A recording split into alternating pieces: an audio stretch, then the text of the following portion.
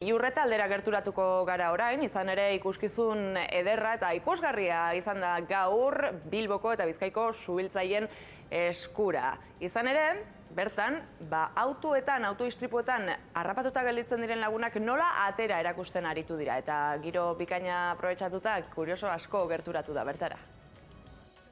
Irudiak ikusgarriak dire, bino lasai ez da egitazko istripua, simulakro hutsa da suhiltzaileek euren lana erakusteko egiten ari direna. Zoritxarrez, benetako egitazko istripua unitz izaten dituzte Bizkaiko suhiltzaileek, bino gaurkoa erakustaldi hutsa da.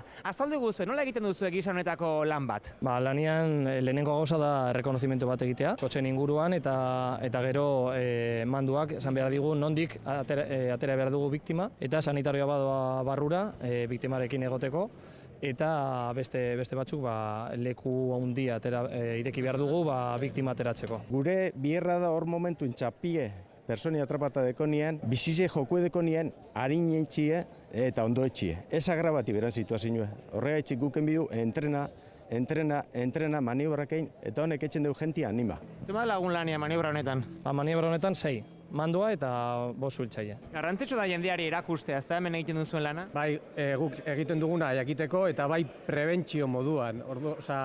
Jendeak istripu bat ikusten duenean, hau ez da benetazkoa, baina ia benetazkoa denez, sentitzen da, lasaiago joango naiz nire kotxean. Zenbatero izaten dituzu horrelako irteerak? Urtero 4 pa 5.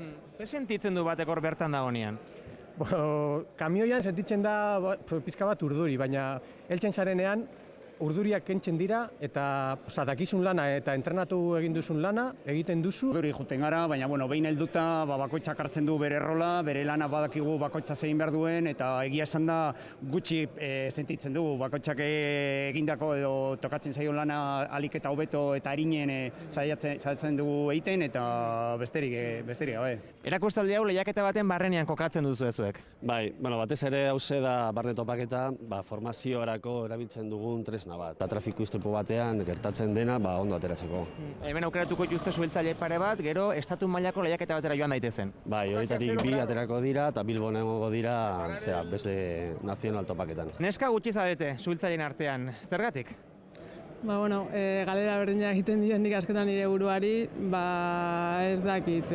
Azken finean imaginatzen dut, pentsatzen duzulako mutilen lan bat izan da. Ez du zertan? Ez du zertan hori pentsatzen dut nik, nik uste dut jendeak edo neskek pentsatzen dugula, agian ezinezko zer izan daitekeela. Kazetariako bete egin barri dugu aldera batzuk derrigorrez, eta bat da, noizko hurrengo kalendarioa suhiltzaileena?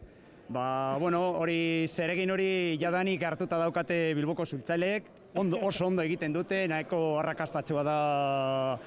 Gauza bat ondo egiten denean errepikatzea ez deko zentzurik. Bilboko suhiltzaileen egutegiaren esperoan gelditu beharko gara Sara, eta bitartean espero dugun bakarra da gisa honetako simulakroak horretantxe gelditzea simulakro hutsean. Iurretatik Joseba Lagarai, Euskal Herria zuzenean.